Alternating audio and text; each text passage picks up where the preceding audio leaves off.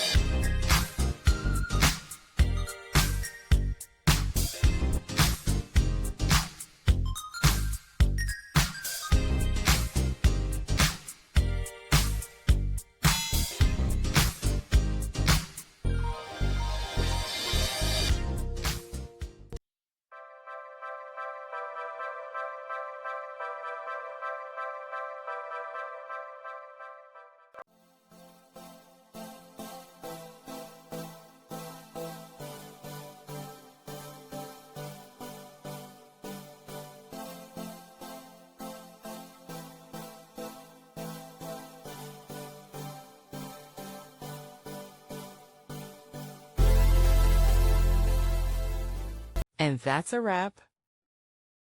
I hope you found the answer you were looking for. If you did, take a second to hit that subscribe button. It really helps out. And let me know in the comments which solution worked best for you.